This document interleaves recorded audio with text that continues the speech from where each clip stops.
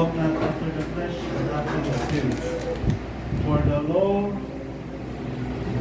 of the Spirit of life in Christ Jesus has made me free from the law of sin and death. Sapagkat ang kautusan ng Espiritu ng buhay na kay Kristo Jesus ay pinalaya ako sa kautusan ng kasalanan at ng kamatayan. Hindi mo natin natin ang ilang Diyos, pwede na Panginoon sa ating Diyos. Hindi kami ay tumutulong sa iyo na aming kasalanan. Ipahayag mo sa amin, O Diyos, ang buong karunungan sa iyong mga salita.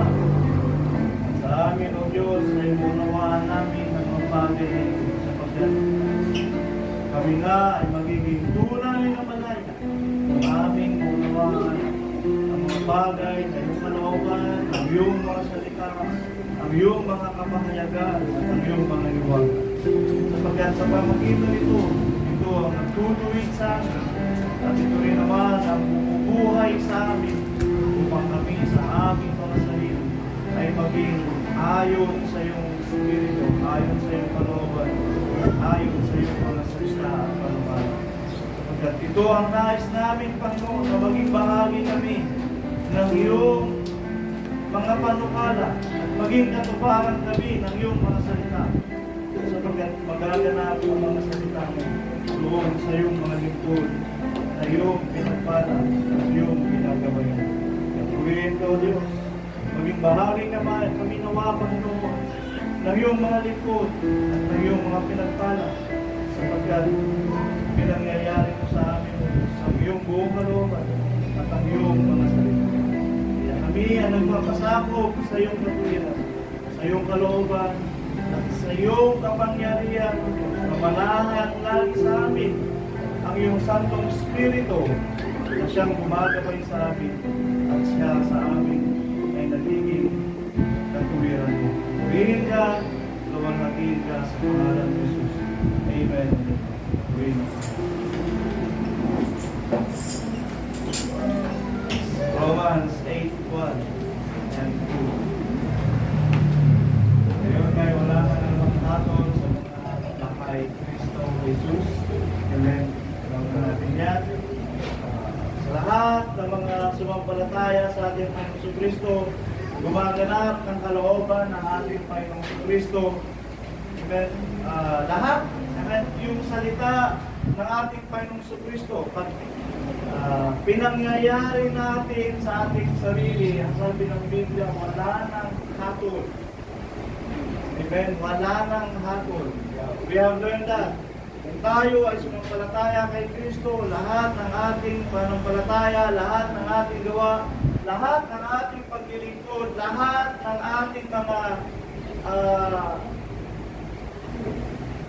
bagay na ginagawa sa pananampalataya ay para sa ating Panginoong Jesucristo. Amen. Lalong-lalo na yung pagkakilala sa ating Panginoong Jesucristo. Amen. Kung sa atin ay dumaloy ang karunungan at kaalaman ng Panginoon Biblia, wala nang anumang hatol. Makilala mo si Kristo. Amen. Kung nasumpungan natin at nakilala natin si Kristo sa pamagitan ng pananampalataya, qualified tayo rito. Wala nang hatol. Amen? Paano ba mangyayari na wala nang hatol? Wala nang judgment. Wala na yung nakasulat sa Revelation, nakasulat sa Matthew. Saan yun? Matthew 25 o Matthew 25. Yung ilalagay, yung tupa at ang kambing paghihiwalayin. Kailan mangyayari yun? Sa panahon ng paghuhukom ng Diyos. Amen? Pinabasa naman natin sa Santiago na wala na, nagsimula na ang paghuhukom ng Diyos sa kanyang bahay. Amen? Isiniseparate na ng Diyos yung kambing sa tupa sa iglesia. Amen? Kaya yung matitirang tupa na pinagdadaluyan ng salita ng Diyos, na sila ang ginagabayan ng Diyos, ito po kanina na sila ang pinalaya ng Diyos, Amen? Sa kanila, wala nang hapon. Amen. Gawin natin na mas malalim. Maging ako rin mga kapatid, ano? Yung bang daloy ng pagtuturo ko ay nagiging sabihin natin nagiging organized. Yung nakaraan, tinuro sa inyo yung hinirang ng Diyos, yung pagbubukod sa atin ng Panginoon, and then yung ipinanap ng Espiritu, kailangan pala natin na tayo panganap ng Espiritu hanggang sa maunawaan natin sapagkat ang Espiritu ang nagtuturo sa atin ng mga bagay. And then, matadaanan natin mamaya yun. Kailangan talaga na tayo ay panganap sa Espiritu upang tayo ay magiging tunay na malaya. Amen. Panganap sa Espiritu para tayo ay maging malaya. Matadaanan natin mamaya. Okay? So, sa mga bagay na ito, makilala natin si Kristo at yung nabasa natin kanina na dumating sa atin ang buong karunungan sa salita ni Kristo, kabilang ito, no? Kabilang ito doon. Tayo ay magiging wala na hatol. Ibinukod na ng Diyos para hindi dadaan sa paghuhukom ng Diyos o hindi dadaan sa paghahatol sa araw ng paghuhukom. Amen? Kasi nga, darating ang panahon, ang lahat ng masama at mabuti ay bubuhayin. Para ano? Upang hatulan sa kanilang mga gawa. Kaya hindi natin gulukundi ang lahat ng tao na hindi ayon sa ating pananampalataya ay mapapahamak, hindi. Amen? Ang kasiguraduhan lang natin sa ating pananampalataya sa ngayon ay hindi tayo dadalhin ng Diyos sa paghahatol. Wala ka inyo. Okay. Pero ang lahat ng tao ay dadaan sa paghahatol ng Diyos. Na ano? Doon na yung ibubukod ang nasa kanan at ibubukod ang nasa kaliwa. At sila hatulan ng Diyos. Amen? Hatulan sila ng Diyos ayon sa kanilang mga gawa. Amen? Hatulan sila ng Diyos ayon sa kanilang mga gawa. Mabuti ba ang kanilang gawa? Siguro doon ay hindi na sila hatulan ng Diyos sa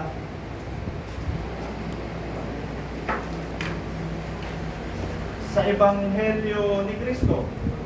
Hatulan na lang sila ng Diyos sa mabuting gawa. Amen? At sa masamang ginawa. Doon na lang sila titingnan ng Diyos. Kasi yung sinabi ng Biblia na hatulan tayo ng Diyos ayon sa Ebanghelyo ni Apostol Pablo, ngayon na yung ginagawa. Amen? Ngayon na ginagawa. Pinuhukuman tayo na ng Diyos ngayon sa kanyang bahay sa pamagitan ng alin? Ng Ebanghelyo ni Apostol Pablo. Amen? Ng salita ni Kristo. Amen? Kaya nga, pag hindi ka natisod sa salita, ikaw ay sakdal ka sa harap ng Diyos. Bakit? Naibukod ka na. Amen? But the struggle still there. Nandito pa rin tayo sapagkat wala pa tayo doon sa sukdulan ng pagsubok sa salita. Amen? Marami pa rin mga pagpapahayag na ngayon ay inilalagay sa ating harapan upang tayo ay subukin. Isa na lang yun. The message of freedom. Diba? May mag-isip ka. Ano ang message noon para sa inyo? Amen? Ang iba, ang kalayaan na yun ay parang sinamantala para makagawa ng anong gusto niyang gawin. But it is not. Ang totoong meaning ng totoong mensahe ng pagpapalaya sa atin ng Diyos ay maging alipin tayo ng katwiran. Amen? So, doon tayo sinusubok ayon sa salita. Amen? At baka mayroon pang mga mensahe pang darating sa mga susunod na okasyon o mga sa susunod na pagtuturo na pupunta tayo doon na nakaiba. Amen? So, yung pagsubok sa salita upang tayo ay subukin sa pagkakatiso, nandiyan pa rin. Hindi pa tayo ngayon. Ang sakdalan ay in the process upang tayo ay maging haya sa harap ng Diyos. Therefore now, the condemnation of those who are in Christ Jesus, sa English, walk not after the flesh, hindi lumalakad ayon sa laman. Amen? English. Condemnation to them which are in Christ Jesus, who walk not after the flesh, hindi lumalakad ayon sa laman, but after the Spirit. Lumalakad sa kalooban ng Diyos ayon sa gabay ng Espiritu Santo, ayon sa pagtuturo ng Espiritu, ayon sa pagpapahayag ng Espiritu. And napakahalaga ng Espiritu na nasa sa atin.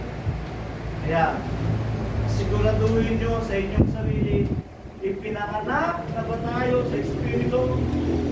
Amen? At ang kapanganakan sa Espiritu ay kapanganakan sa salita ng katotohanan.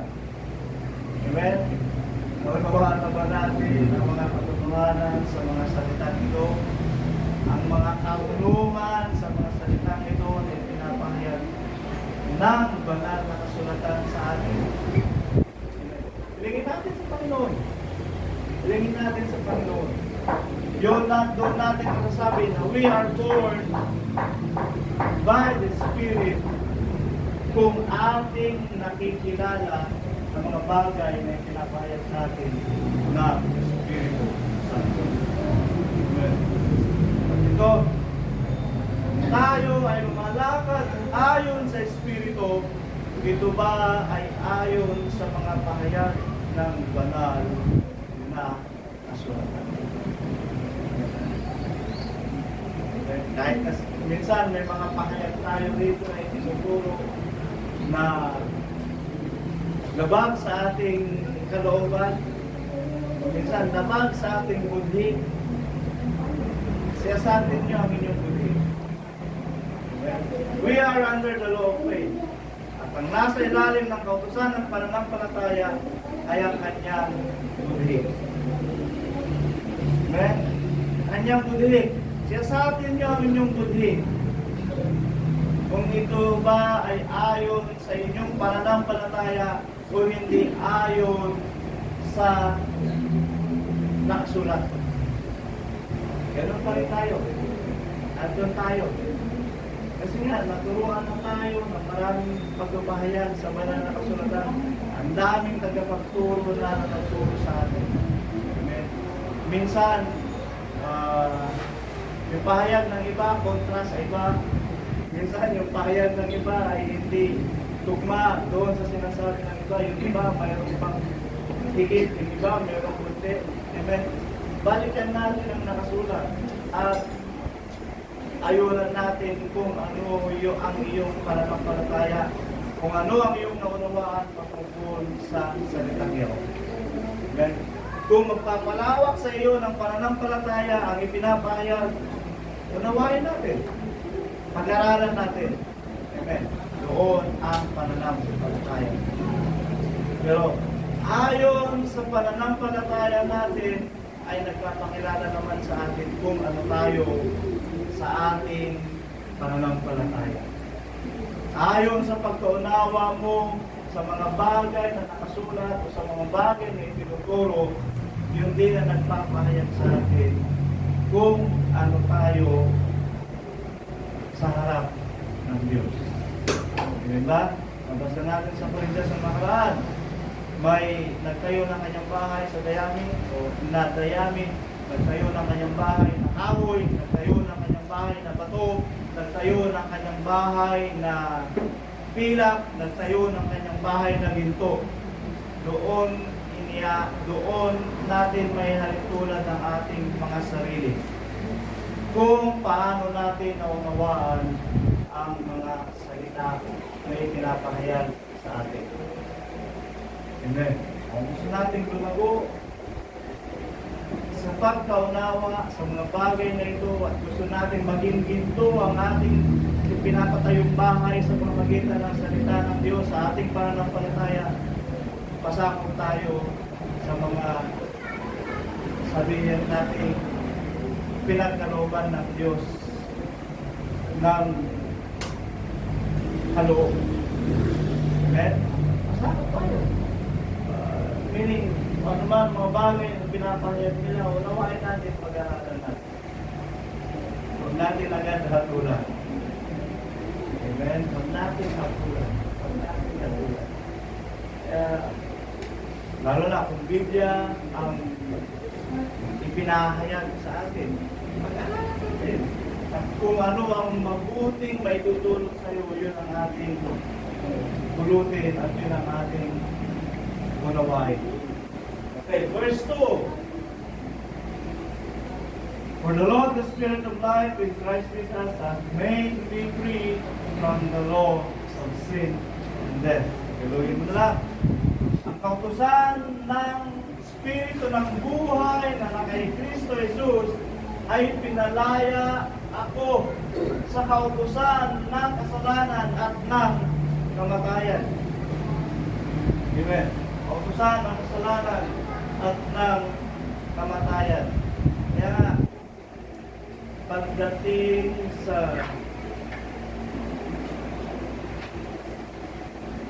sa pananampalataya,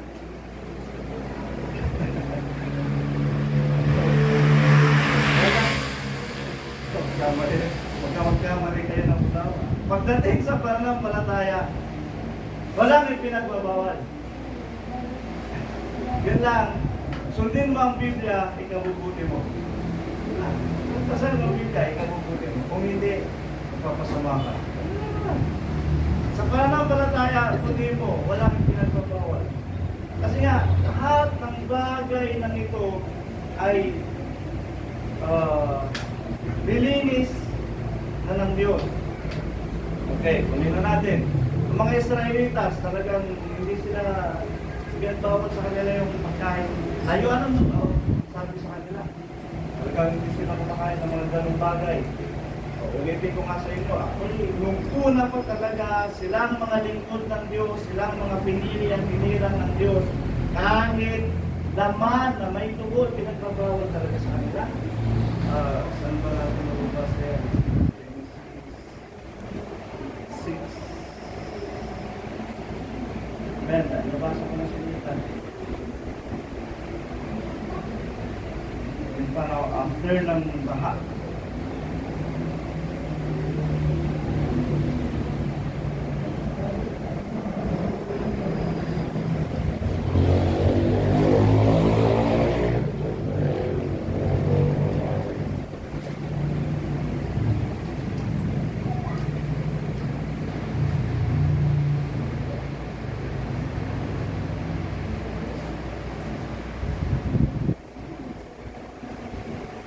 ito. 9.3. Bawat gumagalaw na nabubuhay ay magiging pagkahalilo gaya ng mga sariwang pananim. Bawat gumagalaw, pero sabi dito, mga pananim na lahat ay binibigay ko sa inyo. Verse 4. Ngunit ang lamang may buhay na siya niyang dugo ay huwag ninyong kakanin. Diba? Sa tao talaga, kung noon, ipinagbawal na Diyos sa kanila lahat. Tanim lang, halaman, prutas, yun na lang kakainin ng tao. Amen? Kaya lang, yun nga, ang tao kasi, masyado silang mapanaliksik. Kaibigan natin, mas masarap. Ito na yung tulog na rin ng Diyos. Pero, yun nga, masama sa katawan ng tao. sumiksi ang buhay ng tao. So gano'n na nangyari hanggang sa ang Israelitas, inutusan sila ng Diyos, lumayo kayo sa dugo. Lumayo kayo sa dugo dahil nakakasama lang sa tao ang dugo. Hanggang sa ang Israelitas nanatili sa ganung kautusan. Pero ang Hintil, dahil kahit ano nga, talagang sinusubukan, pati ahas nga kayo, kumpura, talagang wala nang kahit na lahat na kinakain. Pati nga yung pinaka makamandag na isda, yung puffer fish. Ngayon, talagang hindi na rin pinapalusog ng mga tao. Kinakain na rin. Makamandag yung isda. Amen. So, gano'n, ipinahintulot na rin ng Diyos. Amen. Sa mga Hintil, lahat naging pagkain. Pati dugo naging pagkain. Pati yung mga hayop na may bahagsok na paa, kinakain na rin. Amen. So, hindi kautusan yun sa Israelitas na ikamamatay. Yung pagkain ng may hati sa paa, mga hayop na gano'n. Kumbaga, lumayo kayo, sabi ng Biblia. Pero kung makain man nila, hindi sila babaguhin na hanggang makain. Dahil ang kautusan sa kanila na kamamatay ay yung sampung mukos. Yung mga may kaugnayan sa sampung mukos.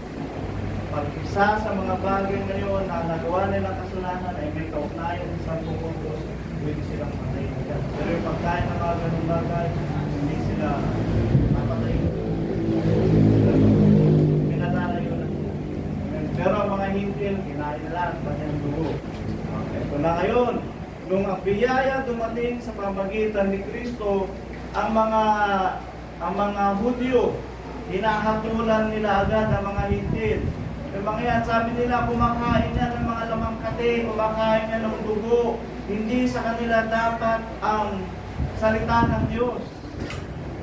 Yun ang kanilang hatol. Iba ang ano nila. Pero ang sinabi ng Apostol Pablo, pinaglaban ng Apostol Pablo, ang biyaya ng Diyos ay para sa lahat. Amen? Kaya yung mga kumakain, mga dinuguan sa ngayon, pwede na sa biyaya ng Diyos. Eh, hindi na, bawal ang Diyos.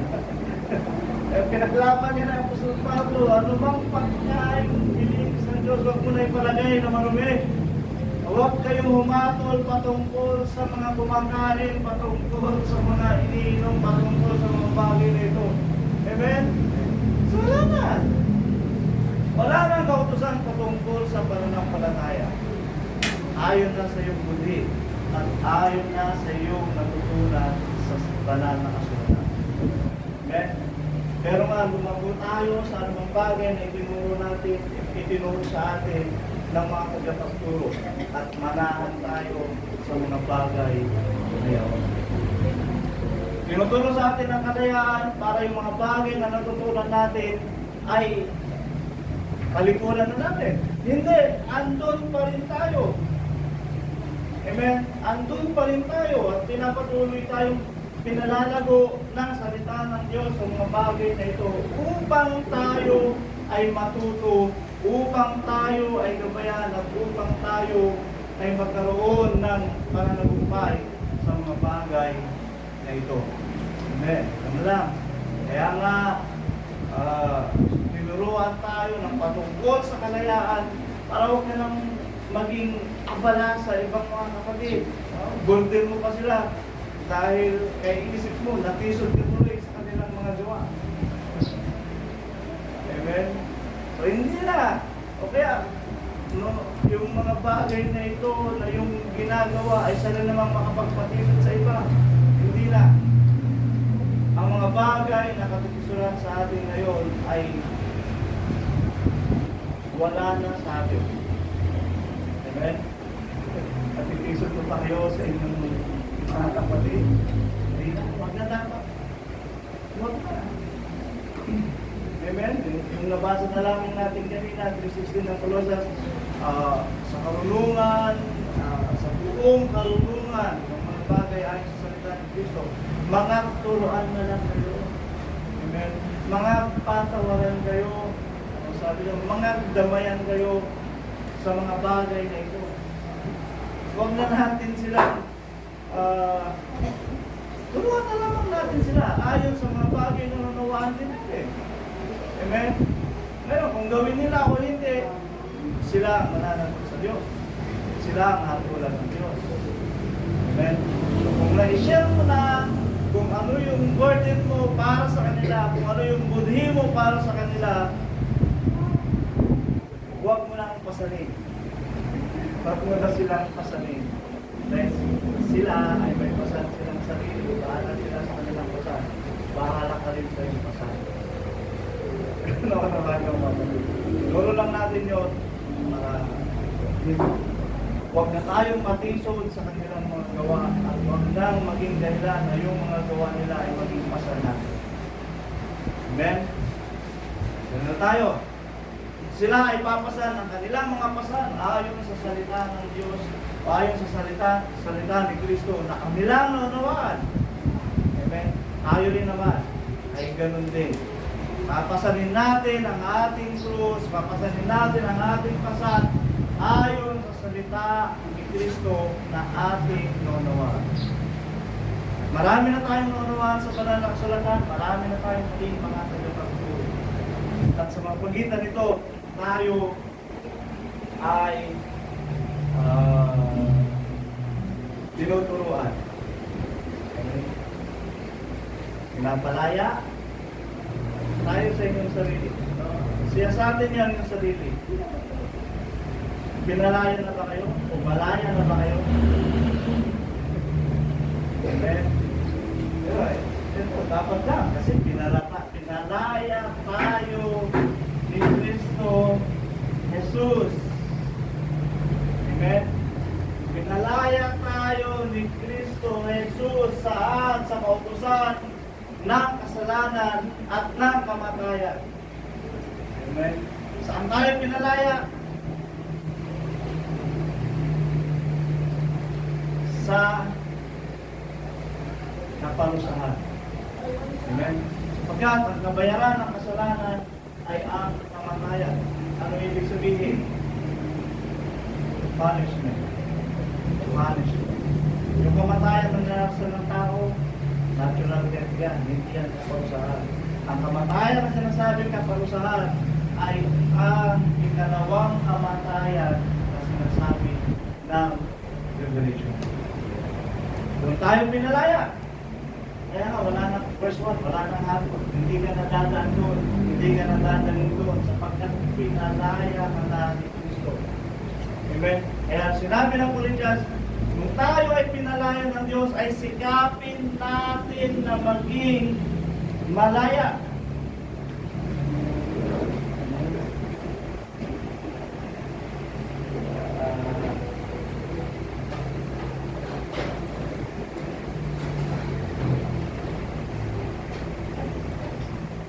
First Corinthians 7:21.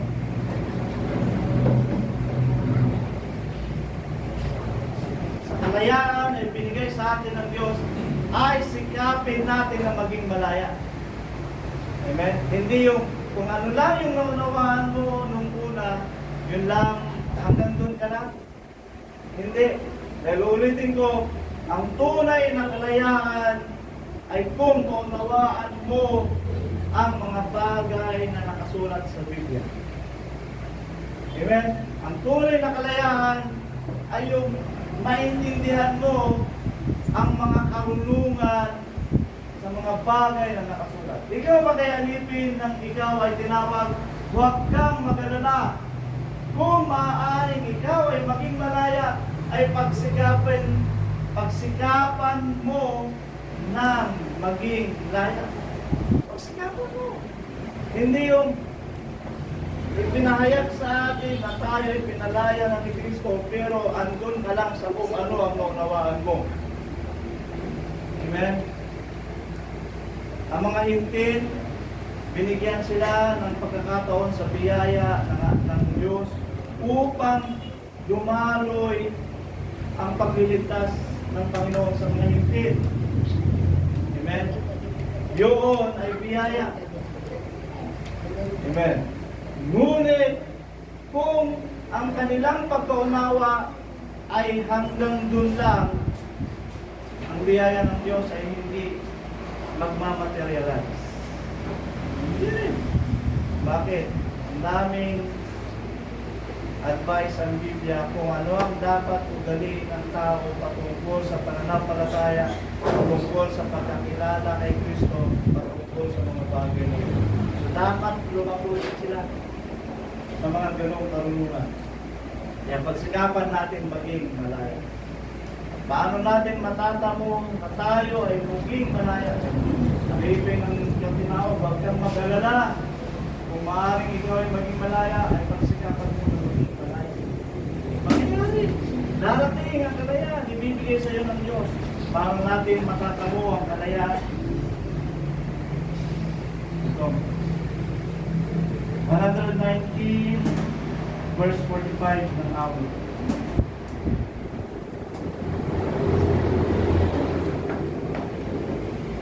At lalakad ako ng kalayaan sapagkat ang aking hinanap ang iyong mga tuntunin.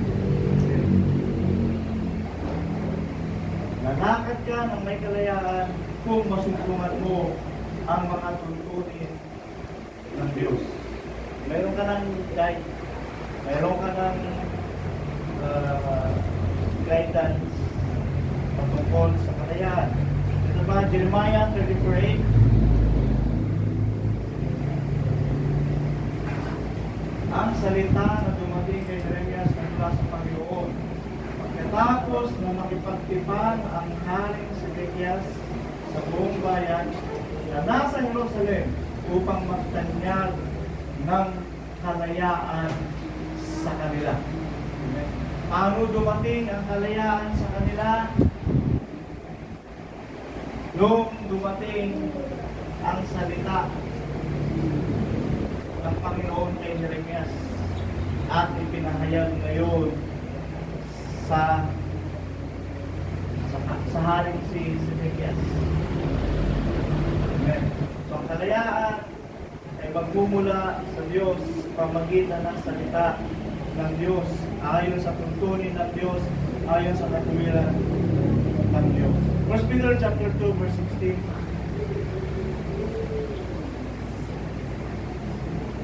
Nagaya ng kayo mga laya at ang inyong kalayaan ay hindi ginagamit na balaban ng kasamaan, kundi gaya ng mga alipin ng Diyos. Amen? Gaya ng mga alipin ng Diyos. Paano tayo maging alipin ng Diyos? Ito, Romans 6:18.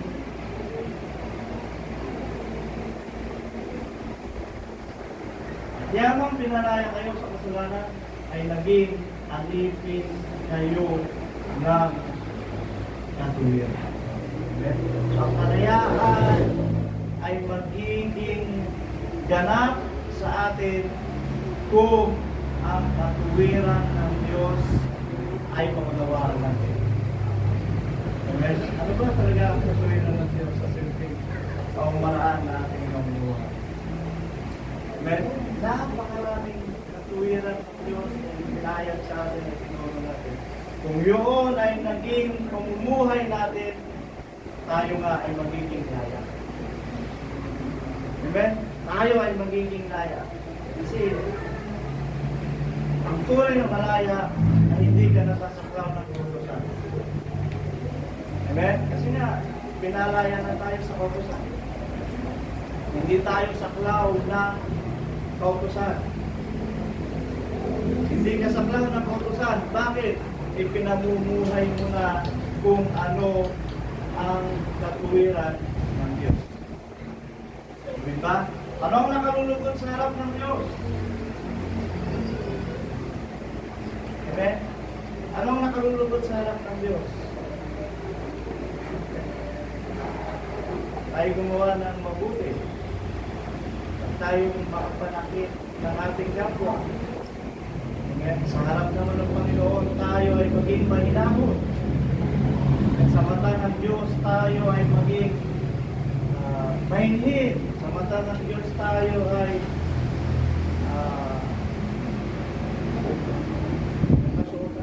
anong termino ng Bible doon? Anong termino ng Bible patungkol sa kasuotan? Modest apparel. Ang sabi ng Bible. Modest. Ano sa Tagalog yan?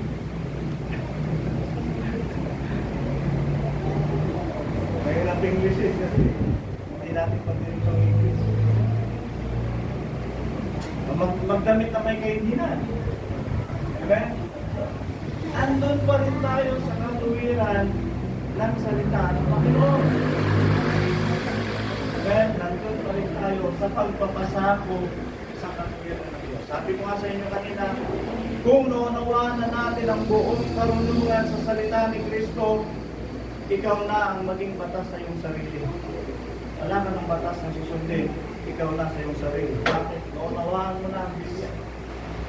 Pero kung hindi natin sa ating ganang ating sarili, kulang pa ang ating kakayahan at karunungan upang intindihin ang salita ni Kristo, pasakop tayo doon sa mga nakakaunawa. Pasakop tayo doon sa mga nagtuturo sa atin na sa tingin natin ay silang pinagkalooban ng Diyos na karunungan patungkol sa pag-unawa ng katuwiran ng Diyos. Amen. Sapagkat sila sa nakikita ko ay ginagamit ng Diyos upang maging alipin ng katuwiran at sa atin naman ay ipahayag ang mga bagay na ito. Ngayon, paano tayo magtatagumpay sa sanlibutan na ito? Paano tayo magiging laya sa sanlibutan na ito? Kung dadaigin natin ang sanlibutan, tayo ay magiging malaya sa sanlibutan na ito. Amen? Ulitin ko, kung tayo ay nadaig ng sanlibutan, alipin tayo ng sanlibutan. Pero kung dinaig natin ang sanlibutan, tayo ay malaya. Amen. Ito ang talata 2 Peter 2:19 na pinangakuha ang kalayahan samantalang sila mga alipin ng kabulukan sapagkat ang nadaig ni naman ay naging alipin din naman niyo. Amen. Kaya kung tayo ay nadadaig pa ng sanlibutan, alipin pa tayo ng sanlibutan. Kaya dapat natin gawin para tayo ay maging malaya, daigin natin ang sanlibutan. Kaya Romans 12:1, ang sabi niya doon, I beseech you therefore, brethren, pinamamanin ko sa inyo mga kapatid, alang-alang sa kahabagan ng Diyos, na inyong iharap ang inyong katawan na isang hayang buhay, banal na kahaya-haya sa Diyos, na siya ninyong katampatang pagsamba, verse 2. At huwag kayong magsiayon sa sanlibutan ito, kundi mag-iba kayo sa pamagitan ng pagbabago ng inyong pag-isip, upang mapatunayan ninyo kung alin ang mabuti at kaaya-aya na upang mapatunayan ninyo kung alin ang mabuti at kaaya-aya na dapat nating ipamuhay sa pananampalataya at lubos na kalooban ng Diyos. Amen. Kaya daigin natin ang sanlibutan upang tayo ay hindi maging alipin ng sanlibutan. Ituloy nga natin yung Romans chapter 8. Magandang basahin nito kapatid. Assignment ko, Romans chapter 8. Basahin nyo ito. Buo. Dito rin tayo ikot. Verse 3 na tayo. Pinalaya tayo sa kasalanan at kamatayan. Sapagkat hindi gumagawa, ang hindi magawa ng kautusan na mahina sa pamagitan ng laman sa pagsusugo ng Diyos sa kanyang sariling anak na naganyong lamang sa darin at dahil sa kasalanan ay hinakulan ng Diyos sa laman ang kasalanan. Kumbaga, parang pinaupahin nila sa laman ng kasalanan. Dahil ang laman ay hindi magbamana ng langit. Ang aakyat sa langit ay ang ating kaguluwa na siyang babaguhin ng Diyos, lalagyan niya ng kamang walang kasalanan. Ang laman hindi. Okay, verse 4. Upang ang kahilingan ng pagkusan ay matupad sa atin na hindi nagsisinakal ayon sa laman, kundi ayon sa Espiritu. Amen? Matupad ang kahilingan ng pagkusan ng mga nagsisinakal sa laman ay hindi magmamahal ng langit, kundi ang mga bagay ayon sa Espiritu. Verse 4. 5. Next. Sapagat ang mga yaon ay laman ay magsisalima sa mga bagay ng laman, nagbuwan ng mga ayon sa Espiritu ay sa mga bagay ng Espiritu. Okay? Siyasabi niyo ang iyong sarili. Ang iyong Espiritu ba ay malaya na? O alipin pa kayo ng mga bagay na nakikita nyo sa sanlibutan? Alipin pa kayo ng cellphone. Paggising sa umaga, cellphone. Pag gumatulog, cellphone. Habang nagpapahinga, cellphone. Alipin kayo ng cellphone. Nasabi, maging ayon sa Espiritu ay sa mga bagay ng Espiritu. Hindi ko pag nadaday kayo ng isang bagay, alipin kayo ng bagay na yan. Nadaday kayo ng salapi, pag wala ka ng salapi, parang masisiraan ka na ng bait, alipin ka ng salapi. Ay mga ganyan, pag wala ng pera sa bulsa, sumasakit ang ulo. Hindi na matimpla ang sarili. Alipin kayo ng bagay na yan sa libutan. Huwag tayo palipin sa mga yan. Kundi, maging ayon sa Espiritu. Ang mga alipin ayon sa Espiritu ay dumedepende sa salita ng Diyos. Verse 6. Sapagkat ang kaisipan ng laman ay kamatayan, tadapot ang kaisipan ng Espiritu ay buhay at kapayapaan. Amen? John 6:63 ang sabi nito. Ang salitang sinalita ko sa inyo ay pawang Espiritu at pawang buhay. Word of God. Pagpanik tayo talaga sa Word of God. Espiritu ay buhay at kapayapaan. Sapagkat ang kaisipan ng laman ay kamatayan. Amen? Ang kaisipan ng laman, ang dulot nito ay kaparusahan.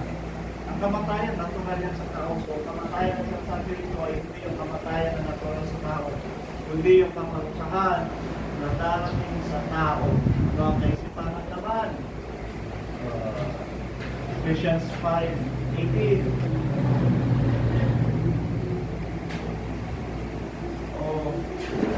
Huwag kayong magpagkasip. Ito yung sinasabi ko sa inyo nung nakaraan. Kaya ayaw ng ang nagutos na huwag kayong magkasing, hindi naman sa Kristo. Si Apostol Pablo. Kasi nga, observasyon ni Apostol Pablo, yung mga nalalasing nagdugulo.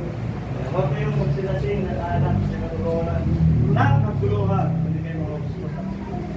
Kaya hindi pinaglalasing yung mga tao noon ay magugulo. Kaya naging pinagbawal ba?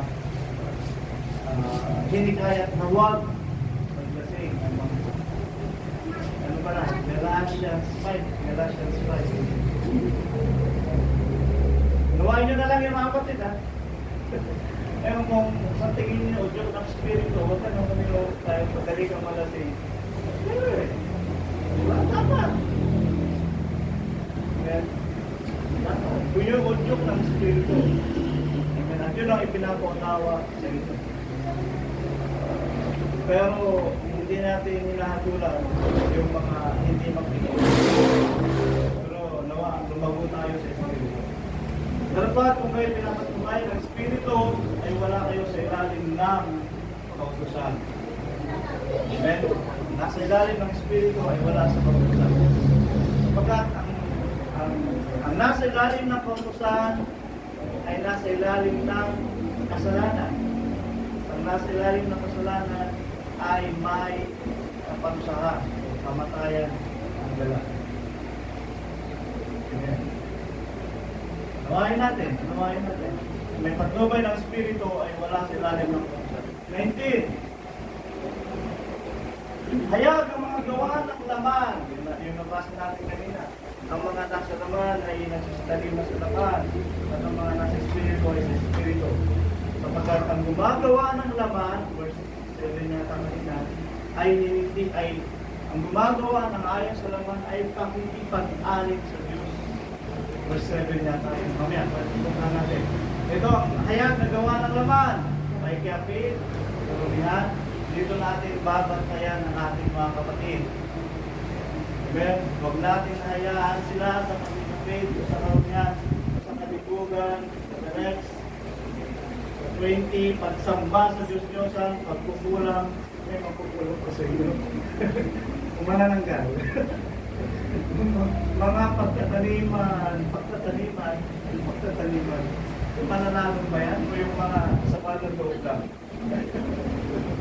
Alin man sa dalawa, hindi maganda, di ba?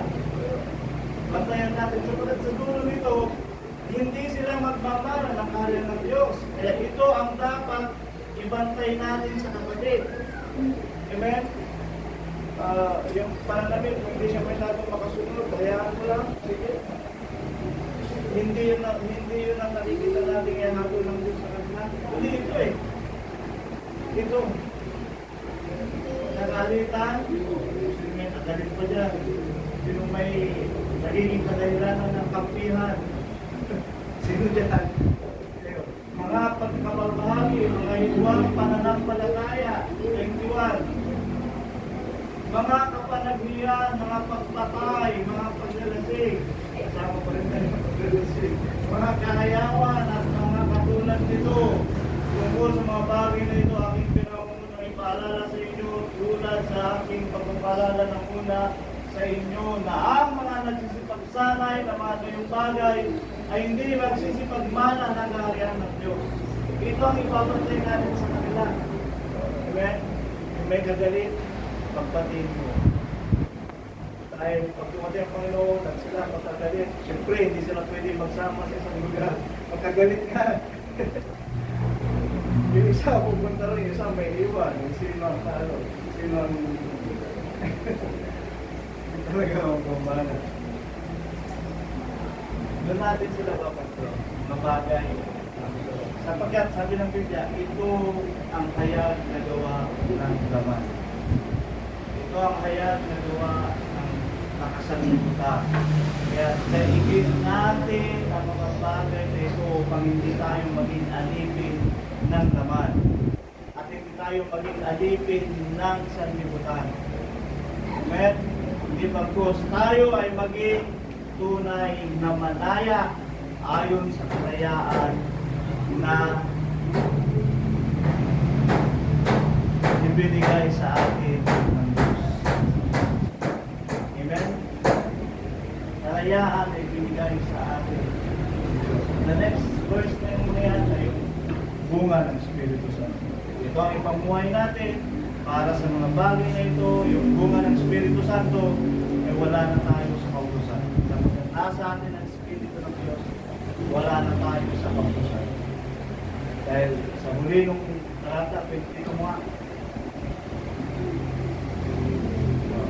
bunga ng Espiritu, pag-ibig, katawan, kapayaman, pagmayot, pagyandanog, kabutihan, pagkatapat, pagkatri, ang buwan pagpipigil laban sa mga bagay ay wala ng kautusan. Nasa atin ang bunga ng Espiritu Santo, we walk after the Spirit, not after the flesh. Tayo ay magiging laya na mula sa kautusan, wala na tayo sa ilalim ng kautusan, at tayo ay totally malaya. Tignan natin ang mga gawa ng laman sa pamagitan ng mga ganitong bagay. Balik natin sa 22.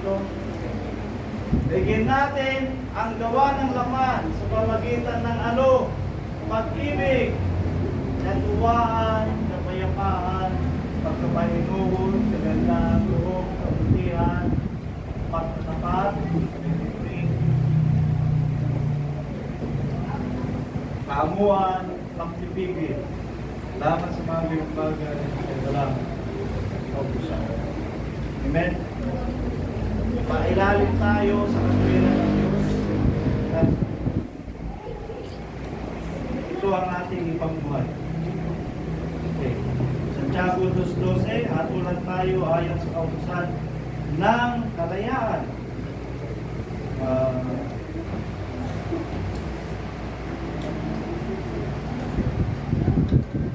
Ito, 7:25 ng 1 Corinthians. 7:25. Ngayon, tungkol sa mga dalangin ng tao.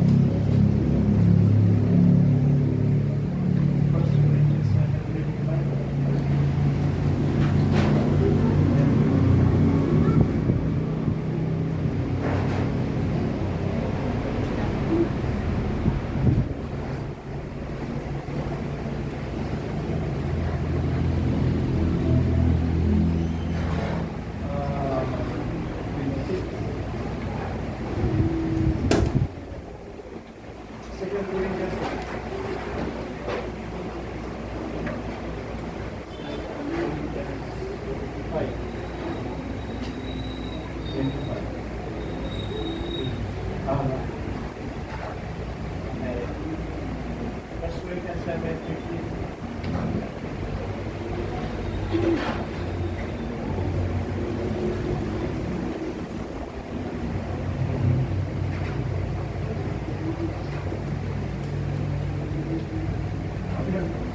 Magandang advice dito. Yan may kung ibabalay ang hindi sa pagpapalataya. Ibabalay, kapatid, lalaki ang pagpapalataya ay hindi sa mga isang bagay kundi sa kaibahan kayo tinawag ng Diyos. Hindi pilitan.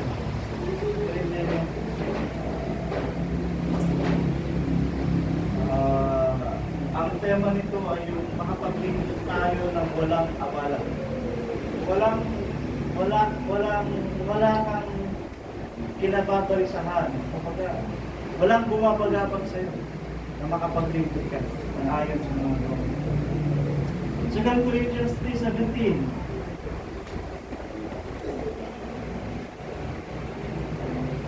Ngayon ang Panginoon ay siyang Espiritu, at kung saan naroon ang Espiritu ng Panginoon, doon ay may kalayaan. Okay.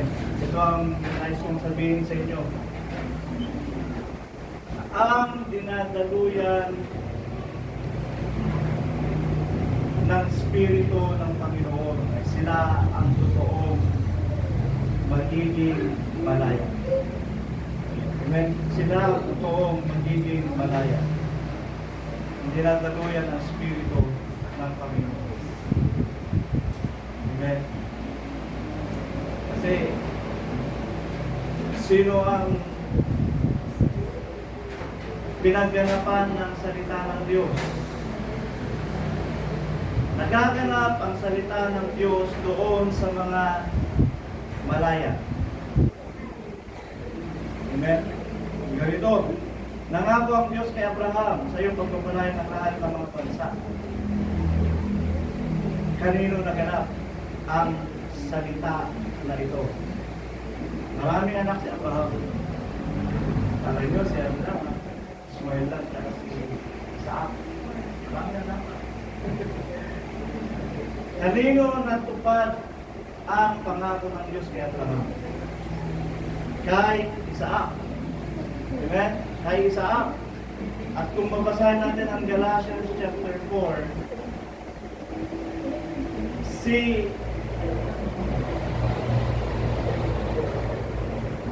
Sarah ay asawa ni Abraham, no? Sarah ay, sabi ng Biblia, babaeng malaya.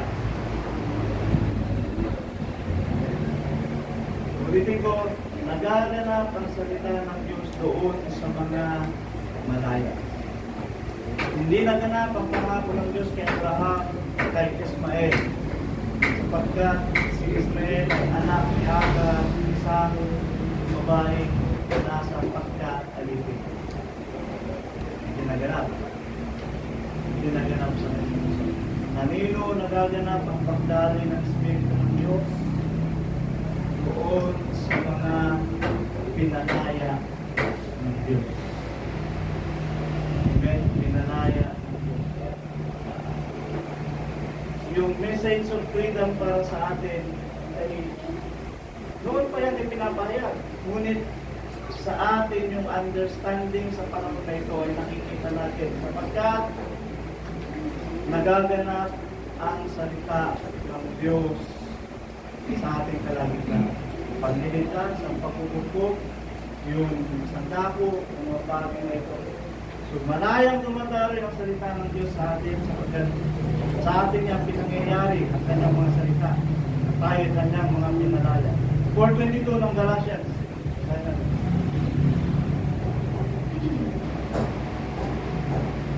Galatians 4:22. Sapagkat ang susulat na si Abraham ay nagkaroon ng dalawang anak. Hindi lang dalawa. Yung nakaisalan talaga, dalawa. Ang isa ay sa aliping babae at ang isa ay sa babaeng malaya. 23. Ngayong man, ang anak sa alipin ay pinanganak ayon sa laman. Ngunit ang anak sa babaeng malaya ay sa pamagitan ng pangako. So, nangyari ang pangako ng Diyos, ang kalooban ng Diyos kay Sarah. Ang tawag doon ay pinanganak sa isang babae malaya. 24. Ang mga bagay na ito ay may lamang talinghaga sapagkat ang mga babae nito ay dalawang tipan. Ang isa ay mula sa bundok ng Sinai, nananganak ang mga anak sa magkalipin ni si Hagar. Verse 25.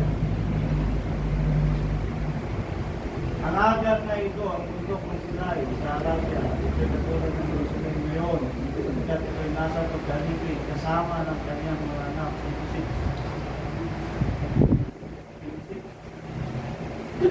Ngunit ang Jerusalem na nasa itaas ay malaya na siyang ina natin.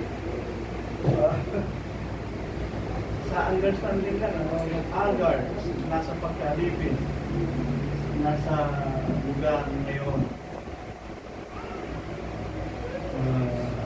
Hindi natin sila sa inahasulan. Mga Muslim countries. Pero tayo ay pinanganak sa Espiritu. Amen?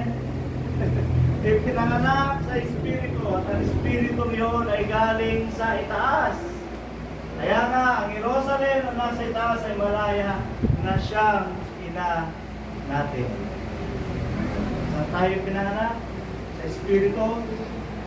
Amen? At ang iglesia nito ay nasa itaas. Ating ang pagkatawag, ang pagkahirang sa atin ay sinakda mula sa itaas. Amen? Kaya tayo ay pinanganak sa Espiritu at tayo nga ay malaya ayon sa pagpapalaya ibinigay sa atin ng ating Panginoon Yesu Cristo. FYI, hindi ko lang kung, unawain nyo hindi ko lang kung ano ang magiging epekto nito sa inyo. Nag-research na kasi ako. Si ano pala, si Maria. Nung nagdalang tao siya kay Jesus Christ, siya ay 14 years old. Mag-research kayo. Mag-research kayo. Nag-research ako kasi nga, may purpose. May purpose ako. Pero hindi ko rin alam na ganun nabasa si Maria nung siya ay dalawin ni Angel Gabriel at pagpahayagan na siya ay magdala ng tao sa pamagitan ng Espiritu. 14 years old. Napakabata.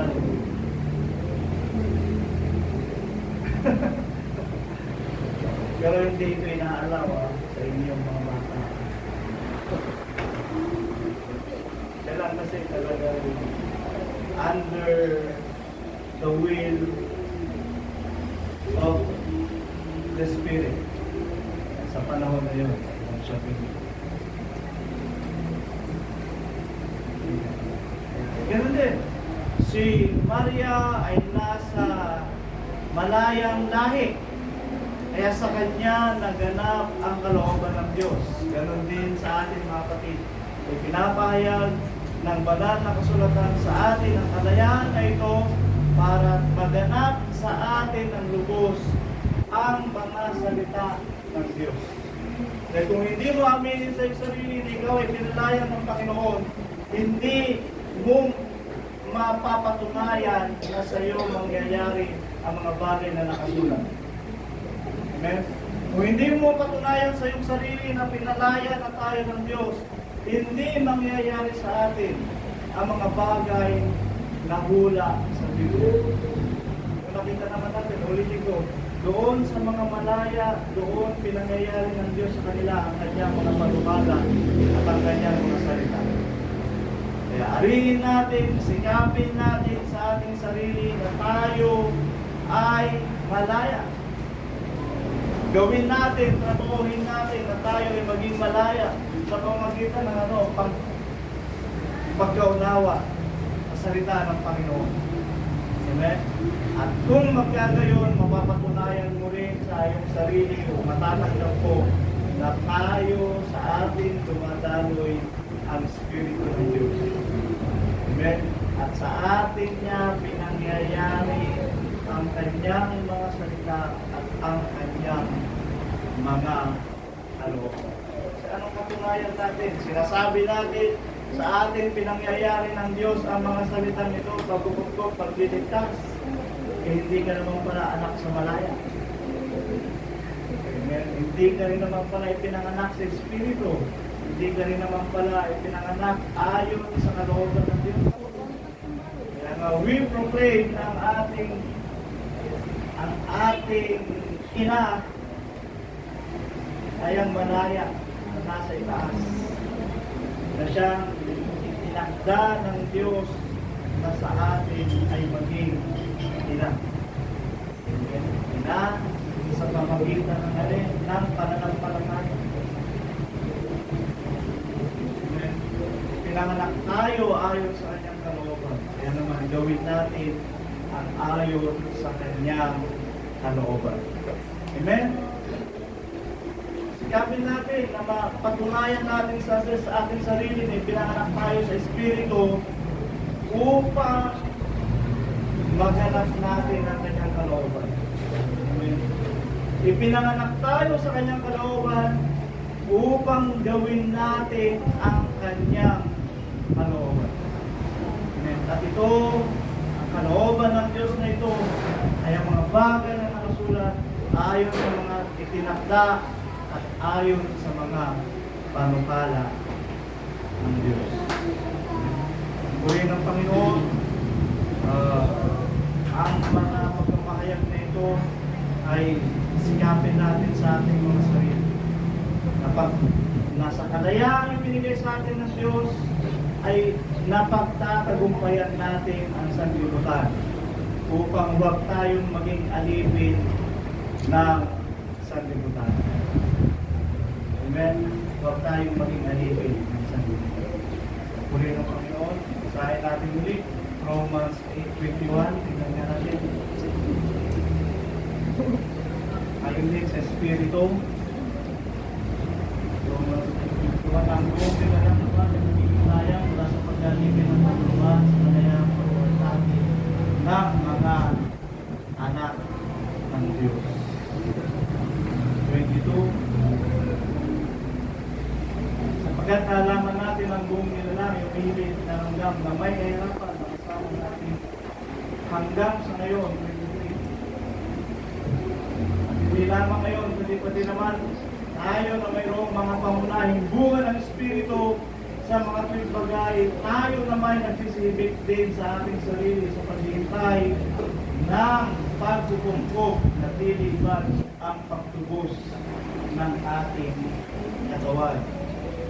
Okay, tuloy niyo na lang ang basa. Ito ay mga pagpapahayag ng Diyos patungkol sa kanyang mga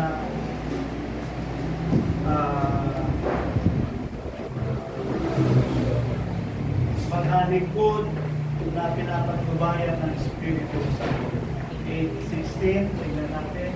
16 na Roman.